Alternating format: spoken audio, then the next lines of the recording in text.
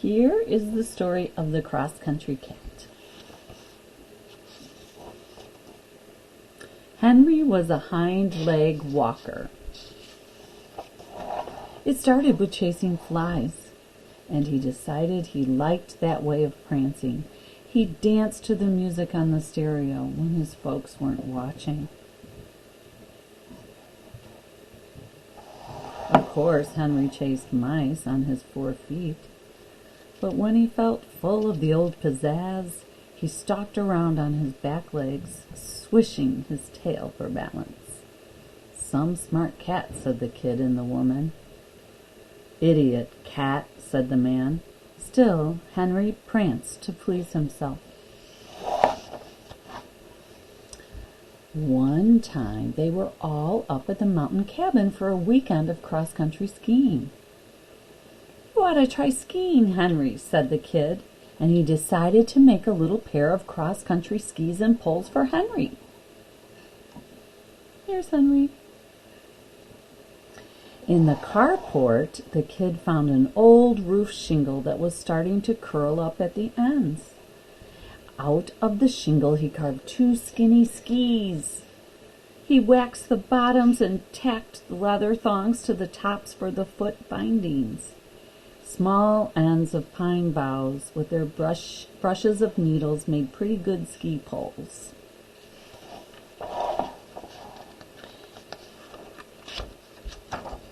Out on the deep snow, the kid stood Henry up and pushed his back feet into the ski bindings. "Okay, Henry, try a slide." Henry refused. He dropped down on his 4 feet, and the front end of him sank into the snow. He spouted snow off his whiskers. Those people were crazy to want to slide around on the snow. "Guess you'll never make a skier, cat," said the kid, taking off Henry's skis. The next afternoon, they packed to go home. Henry settled in the back of the 4-wheel drive on a stack of dirty long underwear. He was smoothing out his whiskers for the trip when suddenly he remembered his mouse. He left it under the kid's bed. His mouse was a fluff of purple yarn, and Henry never traveled anywhere without it. He slid out of the car and dodged into the cabin as the kid struggled out the door with a big garbage sack. Henry found his fluff and shoved through the cat door just in time to see them drive off. "Oh, no." "Meow!" he yelled, but they didn't hear. Henry's tail bushed out in fright. They wouldn't know he wasn't in the car until they got down to town that night. Henry didn't think they'd come back for him. The man was driving, and the man didn't like cats anyway.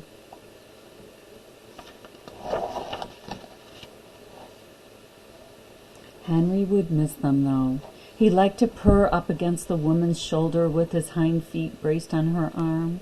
He liked it when the kid smoothed down his back and pulled his tail just a tiny tug that kept his ears standing up straight. And he liked to sleep in the man's chair.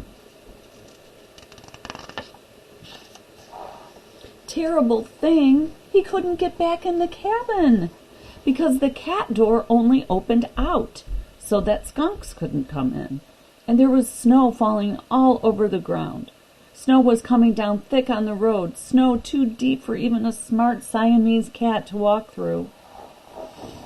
The only way was to ski out on that cold, wet stuff. Henry's whiskers turned down in disgust. Nevertheless, he put down his mouse and hunted around the carport until he found his little skis and poles tossed in a corner. Henry was already warmly dressed for the journey. What else did he need? Provisions? Henry cleaned out the carport of mice and tucked them up in a rag. He put his purple fluffed mouse in the rag sack too. Then he tied the rag sack to the end of his tail. At last he pushed his hind feet into the ski bindings and he was ready to go. Henry took a step on the snow and a step teeter. He almost fell. but he lashed his tail and caught his balance. Cross-country skiing was harder than it looked. Plod, plod. It was hard to get any kind of glide and slide. No rhythm. Henry remembered a song. Excuse me. Henry remembered a song the kid used to sing. This old man, he played knick-knack on my thumb. Henry tried stepping his skis in time to the song. He sang, meow, meow, meow, meow, meow, meow, meow, meow. And his skis went step and slide over the snow in perfect rhythm. By the time he got to knick-knack paddywhack, he was skiing on his skis and waving his tail to the beat. His pine bough ski poles plopped neat, brushy tracks in the snow, and the rag sack swung from the tip of his jaunty tail. The snow stopped falling, and the sun came out. Henry narrowed his blue eyes against the sparkle of snow as he skied cross-country towards town. In a meadow, he came down a hill. Of course, Henry's knees were built to bend. He crouched for the run, loose and breezy. When he got to the bottom, he liked that slide so well, he trampled back up the hill and came down again on his smoother trail, fairly sailing. Yee-haw! Now he knew why the kid liked to slide on the snow. Down by a stream, Henry saw an elk plowing through snow up to its belly. It was heavy going for the poor elk. Meow, meow. Henry zipped on by on the top of the snow. Some smart cat. There he goes.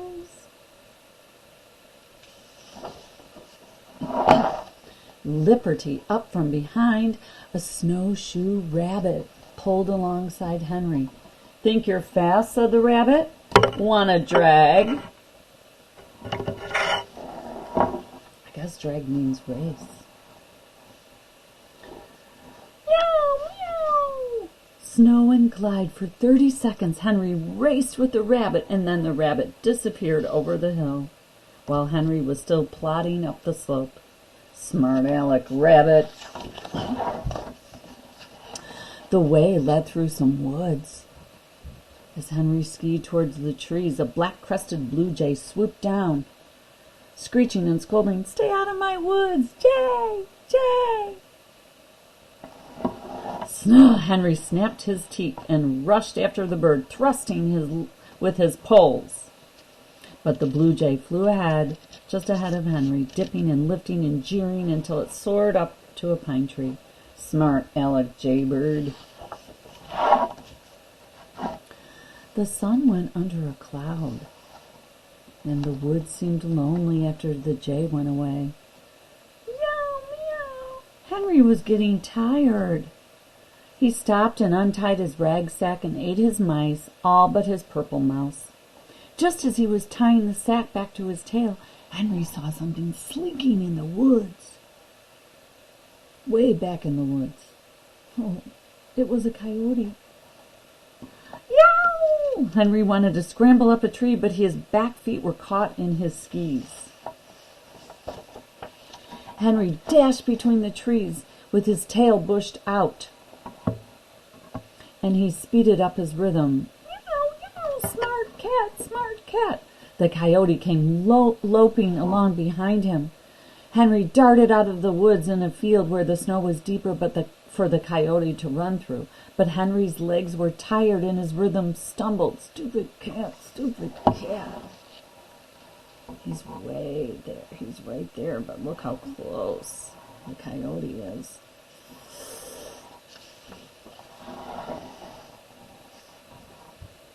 It was getting dark and started to snow again. The coyote drew nearer as Henry's beat slowed to foolish feline, foolish feline. His tail dropped and dragged in the snow. He could hear the coyote snapping its teeth, and Henry, plodding one ski after another, thought it was End of the line. End of the line. I think he thinks he's going to be eaten by the coyote. Just then, Henry's skis tilted on a steep downhill slope. The snow was crusted on top, soft underneath. It was just right for a cross-country cat, just wrong for a heavy coyote. Henry gave a good push with his poles and he sailed down the mountain. Yep, yep, yo! The coyote howled, sinking into the deep snow far behind. I wonder if he's going to find his family. Henry skidded out onto the road below. Great glaring eyes. No, the eyes were lights of a car coming. The car had two heads. The man's head stuck out the window, trying to see through the falling snow. The man looked pretty mad, but he was coming. The kid's head stuck out the other window, and he saw Henry. "Look at that cross-country cat!" yelled the kid. Quickly, Henry threw away his ski poles. While the car was stopping, he pulled his feet loose from the skis and shoved the skis under the snow. He thrashed and floundered in the drifts. "Help! Meow!" he cried piteously. After all, the man had come back for him. Let the man think he saved Henry's life. Some smart cat. The end. What kind of cat would go sliding off on skis, and who'd believe it anyway? When the family accidentally leaves Henry, their sassy Siamese, behind at the ski lodge, he takes adventures into his own paws in this beguiling adventure. I hope you guys liked it. The Cross-Country Cat. The end.